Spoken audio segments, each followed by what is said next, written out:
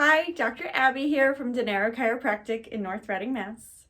Today I wanted to give an overview about chiropractic, really an intro to what chiropractic is about. We will delve into topics about chiropractic during pregnancy and postpartum and for pediatrics, but I think it's really important to have really a more clear understanding of what chiropractic is, why it helps, how it helps, and realize that it's of course helpful for pain and symptom type care, but that's not the whole thing of chiropractic. There's a lot more to it. Even for chiropractors, this is a helpful topic to have a conversation about, really getting back to the basics of chiropractic, because we do spend a lot of time talking about pain and symptoms and ergonomics and bad posture and stretching and exercise, which are all, of course, really important topics to have. But like I said, there's a core foundation about why chiropractic works that's really helpful to know first. So to do that, I want to give kind of a quick anatomy lesson. There's a great analogy for explaining how the body works, and it's really through a highway system. So you have your skull. Inside your skull is your brain. We all know the function of the brain, right? It does everything. Every breath, every heartbeat, every hair growth, every cell that's being repaired in your body, every movement that you have, even if it's just thinking about a movement, that's still coming from your brain. Your brain is what heals your body. You get a cut on your finger and it's going to heal. Something has to tell that to happen, and it's coming from your brain. So in essence, yeah, your brain is your life force. It is your source of vitality. Now, in order for your brain to function, it needs a highway system. It needs to be able to get from here to wherever else it needs to be. And that happens from the spinal cord. So the spinal cord is really an extension of your brain. It comes from your brain and it runs down the length of your torso. Just like your brain needs a bony protection, which is the skull, your spinal cord needs a bony protection as well, which is the spinal column, your vertebrae. So the spinal cord is like the main freeway from the brain to the rest of the body. But you do need exits and side roads to get to the places that you need to be. That's what nerves are for. So the nerves branch off from the spinal cord, and they leave through little holes that are made by the spinal joints. Now that the signals to and from the brain are on the right road, the message can go from the brain to the organ, tissue, or cell, whatever it needs to get to. So sounds easy enough, right? The brain has a message and it sends it through your spinal cord and off the nerves into wherever it needs to be. It is easy and it works perfectly as long as your body is in balance, as long as there are no disruptions, no interference, no roadblocks in your body. Every message would get sent to the right place, and then the brain would receive a message back. Clear communication between brain and body.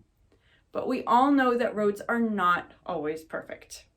There are potholes and there are debris and tolls along the way. And these things do create an interference to your road trip, right? You'll get to your destination. It might just take a little bit longer. You might even get a flat tire. You might have to stop and ask for help, ask for directions, but you'll get there. In your body's highway system, we call these things subluxations or spinal misalignments. There are many words for the same definition, but these are just two of the most commonly used terms. So, we have this great highway analogy, but what do these roadblocks actually look like in your body? It actually has a lot to do with the movement of your spine. The spine is designed to have 6 ranges of motion. We have neutral, we have flexion and extension, we have an axial extension, which is like a decompression, we have rotation, and we have lateral flexion, lateral bending. Now, the spine is not like one single bungee cord. We don't just start in neutral and flop into flexion and flop back into extension and rotate freely and flop side to side. No, we are not worms. Worms do not have spines. We are humans and we do have spines. So what that means is that every single one of our 33 vertebrae have to move independently and perfectly through those ranges of motion for any roadblock to be completely clear. Now, let's stop and think for a minute about everything that you've done today. First of all, you woke up, which is a great thing. Congratulations. But how did you wake up? How did you sleep? Did you sleep in a perfectly aligned position all night long? Or were you tossing and turning? Were the kids and the dog and maybe your partner jammed up against you so you had to cram yourself into the corner? Was your head even on a pillow? Did you fall asleep on the couch again? Did you slowly stretch your body out of bed in the morning? Or did you wake up in a hurry, make your coffee, and get right on your phone or computer? Did you take a nice walk outside, stretch your legs, breathe the fresh air, clear your mind? Or did you go on your walk, but the dog was pulling on the leash, pulling out your arm, you're on the phone, trying to get back in a hurry because your mental to-do list was piling up?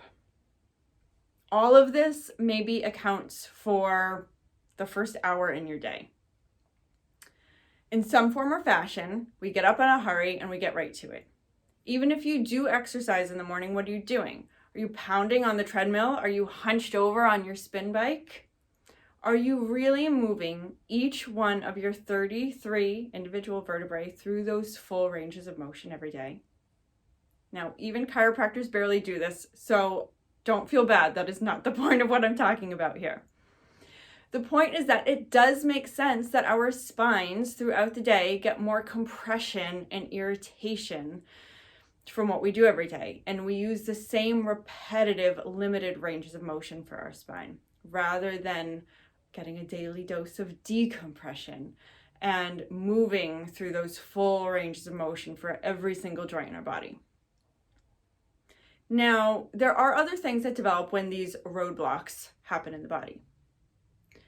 One of your brain's many functions is that it does scan your body. It is constantly scanning up and down your spine, and it's comparing how everything is at that very exact moment compared to that perfect blueprint that it knows it should be. When your brain picks up that there's anything even slightly off from perfect, it is going to throw some inflammation there because that is the automatic response. But it's also going to recognize that it's a structural issue. So it's going to trigger the muscles and the soft tissues around that joint to react so it can protect the area and start to compensate for it as well. Okay, we'll wrap this up. So clearly, these spinal roadblocks, these misalignments, these subluxations are going to develop in the body. They're just going to happen. There's really no way around it. We live our lives, we do things, we exercise, we move, we sit at the computer, we hold babies, we grow babies. Our bodies are just going to take a toll, and these misalignments are going to develop. Now, I always tell people that you can go to 10 different chiropractors and you will have 10 totally different experiences. We all do the same thing ultimately. We just have our own methods of doing it. Even within my practice, I have about 5 different styles of adjusting that I vary patient to patient, but also within one human, within one body, I might use various different styles of adjusting. This is really helpful because everybody is different. I'm not going to adjust a 3-day-old infant the same way that I'm going to adjust a 30-year-old bodybuilder. They are two different types of bodies, but they both need adjustments. So we just vary our techniques. Now, the chiropractic adjustment is a very specific movement to that specific vertebrae. So in my practice, I'm assessing each vertebrae of the spine to see how it's moving and if it's getting restricted and in what motion it's getting restricted in. Then we deliver the chiropractic adjustment. It helps clear that improper movement and restore proper movement. Now that nerve can communicate clearly again from the brain to the rest of the body. Now that nerve may have been going to the lungs. It may have been going to a muscle spasm in the low back. It might have been going to your big toe. It might be going to the uterus, which is housing your baby. All of these nerves are really important, and they need to have, of course, proper communication. Chiropractic is an essential part of being a breathing, living creature. It doesn't require pain or numbness or headaches or muscle spasms to be seen by a chiropractor. You don't need symptoms to make a chiropractic appointment, because if we've learned anything today, chiropractic really doesn't treat or cure anything. All it's doing is finding a block in your body, finding that roadblock and clearing it so that the messages can flow freely again. In the words of a famous chiropractor, nature needs no help, just no interference. You are now versed in the beautiful simplicity of chiropractic. Stay tuned for more information about chiropractic throughout pregnancy, postpartum, and pediatrics.